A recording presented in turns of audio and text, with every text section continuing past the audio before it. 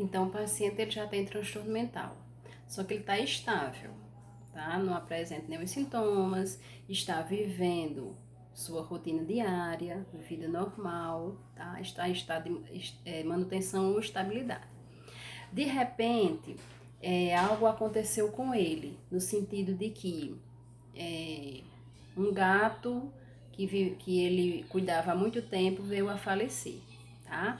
E daí ele começou a sentir os sinais e sintomas novamente, tá? Então, o fator precipitante ou predisponente foi a morte do gato, ok? Outro ponto que nós temos na anamnese é a evolução e a gravidade. Então, nós precisamos ver como é a evolução desse paciente, se ele tem crises constantemente, se as crises são por tempos maiores, tá? E a sequência cronológica. Essa sequência cronológica, pessoal, é com relação à cronologia dos fenômenos. Pode ser sequência cronológica ou cronologia dos fenômenos, que é todo o histórico desse paciente, para que a gente entenda o que foi que ele sofreu quando criança, o que foi que ele sofreu quando adolescente, quando era adolescente, o que foi que ele sofreu na vida escolar, se ele sofreu bullying, se ele foi violentado pelos pais, se ele tinha uma família desestruturada, e hoje a gente possa entender o que está acontecendo com ele, ok? Isso é cronologia dos fenômenos ou sequência cronológica. Outro ponto dentro da anamnese são os antecedentes médicos. Dentro dos antecedentes médicos, nós temos as condições médicas gerais e psiquiátricas, a história de tratamentos anteriores e a ordem cronológica, tá? O que é que isso quer dizer? A gente tem que saber que medicamentos esse paciente toma, se ele tem outros diagnósticos, que não seja só o do transtorno mental. E se ele faz uso dessas medicações, a gente precisa saber todas essas medicações que esse paciente toma, tá? Além dos de transtorno mental.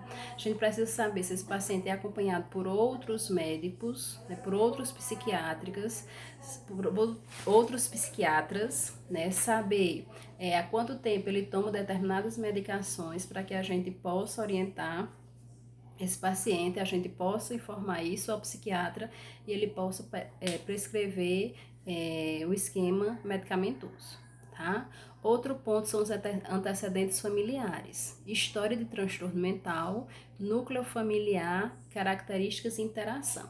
Então, com relação a esses antecedentes familiares, nós temos que ver se esse paciente, né, a relação dele com seus familiares. Se esse paciente apresenta conflitos, né, dentro da família, se ele sofre algum tipo de violência, seja física, seja verbal, com relação a algum ente, tá, algum parente, alguém que ele mora dentro de casa, ok? Então, se ele é bem assistido, tá? Então, nós precisamos saber se ele é filho, né, de paciente, de pais que foram diagnosticados com transtorno mental, tá?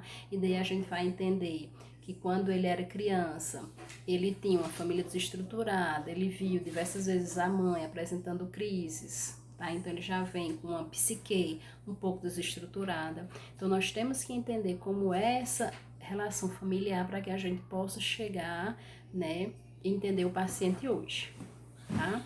Com relação aos antecedentes pessoais, entra aí o que nós já falamos com relação à cronologia dos fenômenos. Então, nós precisamos saber com relação ao nascimento e desenvolvimento neuropsicomotor dessa pessoa, tá? Desse paciente. Então, como foi o período gestacional da mãe dele, né? O que foi que aconteceu com relação ao nascimento, tá? Nós precisamos saber com relação à infância, adolescência e à vida escolar, se esse paciente ele sofreu bullying, né, que se muitas vezes ele relatava esse bullying e não era visto pela família, o desenvolvimento sexual, vida conjugal e familiar, tá? Como é esse desenvolvimento, se ele é um homossexual, se ele é um heterossexual, como é a vida conjugal desse paciente, ok? E a história profissional, tá?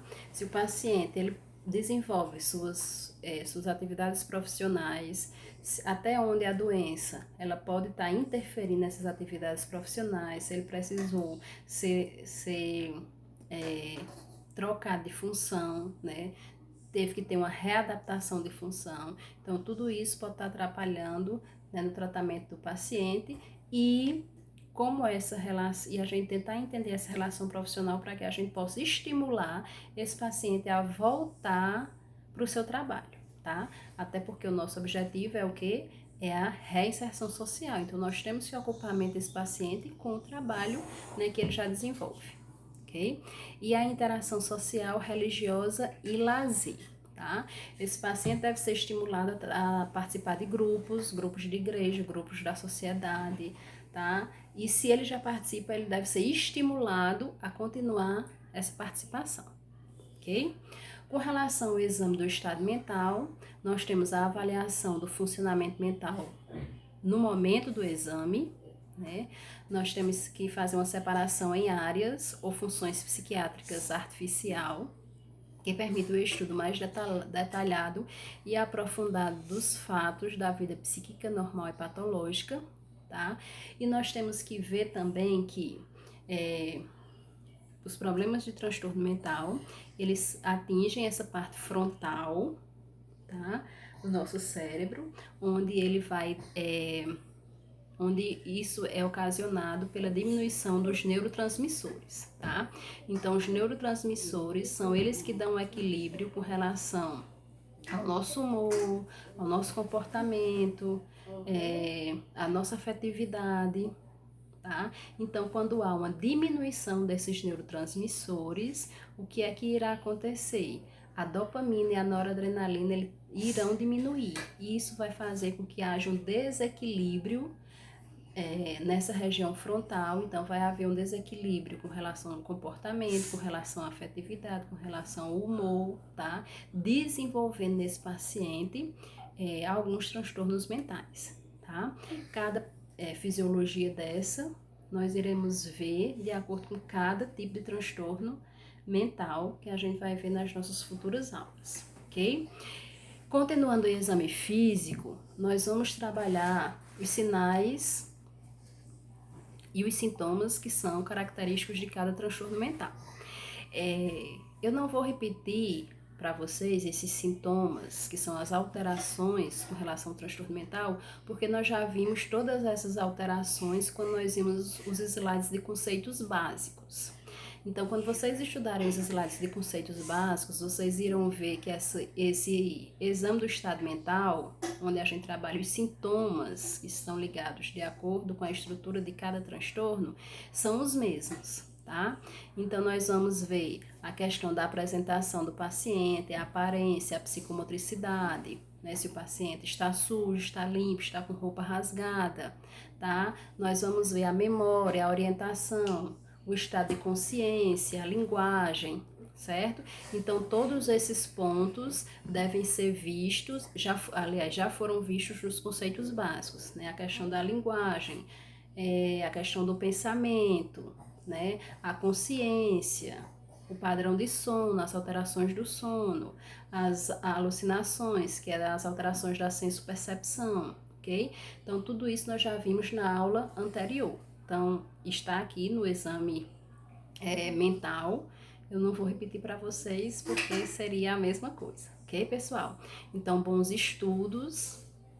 Essa semana eu vou passar um teste para vocês resolvam esse teste em cima dos dois assuntos, conceitos básicos e anamnese, tá? Bom estudo e até a nossa próxima aula.